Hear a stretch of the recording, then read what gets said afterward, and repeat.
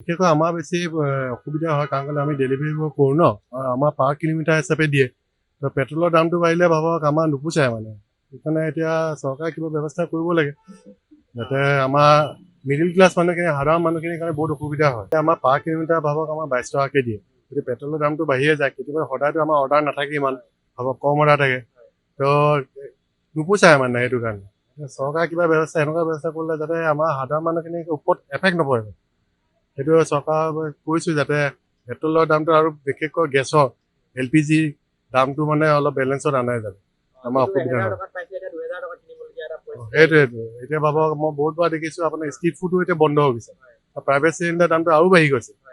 তো সেইটোৱে মানে আমাৰ সাধাৰণ মানুহখিনিৰ ওপৰত বেছি প্ৰেছাৰ পৰে। আৰু এটা কিছুমানৰ ভাবক হোষ্টেলৰ চিলিণ্ডাৰো ভাবক কেতিয়াবা নাপায়, সেইটো প্ৰব্লেম হয়। গতিকে চাব লাগে চৰকাৰে এতিয়া কি কৰিব লাগে আমাৰ সাধাৰণ মানুহখিনিৰ কাৰণে। আমি চলিম কেনেকে, মধ্যশ্ৰেণীৰ মানুহবোৰে কেনেকে চলিব? মানুহবোৰে কেনেকে চলিব? প্ৰায় 3-4বাৰকৈ পেট্ৰলৰ দাম বৃদ্ধি কৰা হৈছে, ইন্ধনৰ দাম বৃদ্ধি কৰা হৈছে, কি ক'ব? এতিয়া আমি হেৰি মানুহবোৰৰ কাৰণে কিমান প্ৰব্লেম হৈছে ন, তো সেইখিনি মানে চৰকাৰৰ কাৰণে হেৰি কৰিব লাগিব আৰু চৰকাৰে হেৰি কৰে যে যথেষ্ট আশা পূৰণিতভাৱে এইবাৰ চৰকাৰখনক অধিক আসন দিয়া হৈছিলে, অধিক ভোটত জয়যুক্ত কৰি পঠিওৱা হৈছিলে। আশাত তেতিয়া চেঁচা পানী ঢলাৰ নিচিনা কথা হৈছে, কি ক'ব? মানে কি সিহঁতি এইটো বহুত ডাঙৰ ভুল কৰিছে।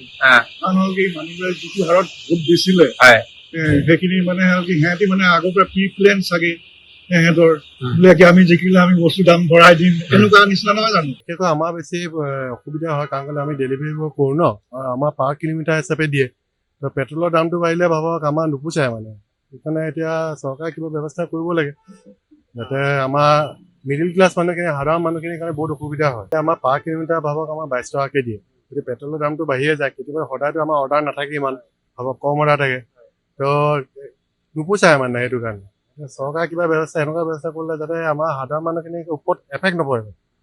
সেইটো চৰকাৰক কৈছোঁ যাতে পেট্ৰলৰ দামটো আৰু বিশেষকৈ গেছৰ LPG দামটো মানে অলপ বেলেঞ্চত আনে যাতে আমাৰ অসুবিধা হয়। সেইটোৱেইটো এতিয়া ভাবক মই বহুত বাৰ দেখিছোঁ আপোনাৰ ষ্ট্ৰীট ফুডো এতিয়া বন্ধ হৈ গৈছে, প্ৰাইভেট চিলিণ্ডাৰ দামটো আৰু বাঢ়ি গৈছে।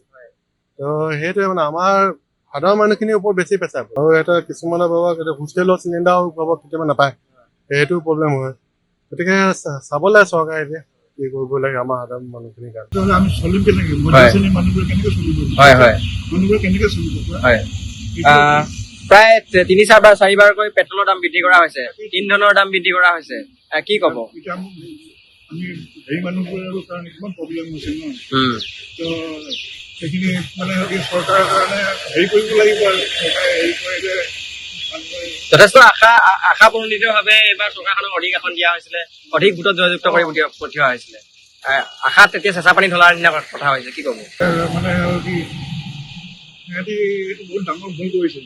কাৰণ হ'ল কি মানুহবোৰে যিটো হাৰত ভোট দিছিলে সেইখিনি মানে হ'ল কি সিহঁতি মানে আগৰ পৰা প্ৰি প্লেন চাগে সিহঁতৰ বোলে আমি জিকিলে আমি বস্তু দাম ভৰাই দিম, এনেকুৱা নিচিনা নহয় জানো? যিকোনো খবৰৰ বাবে যোগাযোগ কৰক আমাৰ এই নম্বৰত 9181 307 221।